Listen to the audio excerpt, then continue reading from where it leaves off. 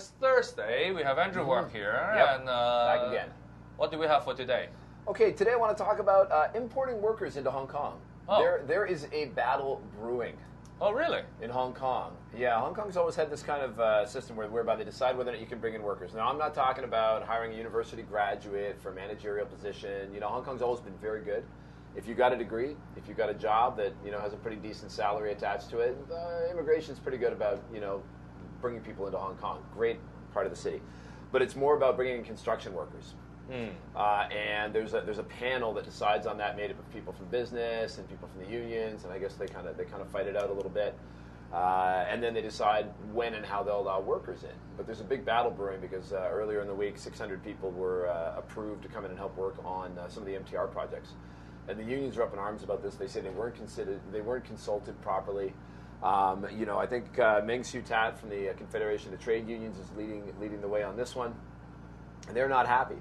But the fact of the matter is that our workforce is going to start declining in 2020. We've talked about this before here, and we're going to have to start bringing more workers in, right? Yeah. There's an argument the CTU puts out that says that what happens is, you know, the industry, people in business, the MTR, they go out and they offer salaries lowballing current industry salaries, like as much as 30% below. Then they're like, oh, we can't get anybody. Then they can bring in cheaper workers.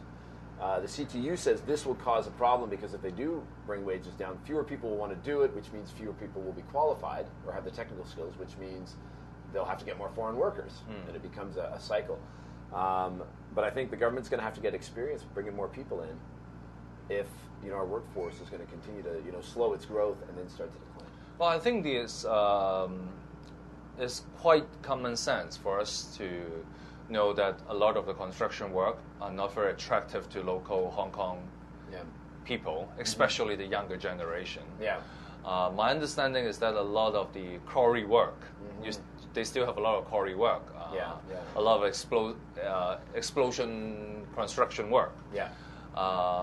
Not explosion construction work, but using explosive to mine the quarry or related construction work. Yeah, absolutely. It's very difficult. Has been very difficult to find younger generation to enter the industry, and a lot of them, and a lot of the workers in these sectors are very close to retirement age. Yeah, and they basically have no one to take the baton and continue the work. So if you do not allow those sectors to import workers, basically some of the construction work, some of the explosion work cannot be done. Yeah, and it's you know, there have been arguments. Funny you bring up the quarries because one of my colleagues and I met with the president of the Hong Kong Concrete Institute. We have a concrete institute in Hong Kong. Okay.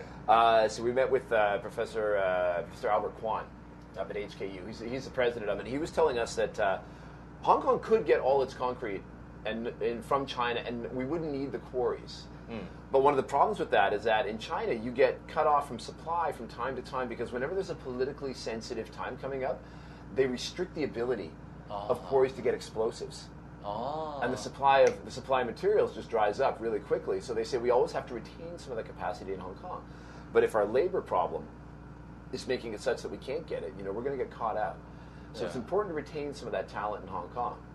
And if we don't have the talent locally, we're going to have to bring in imported workers. Yeah, I think the key word for today, obviously, is workforce. Yeah. And I think the key point in workforce is force. Yeah.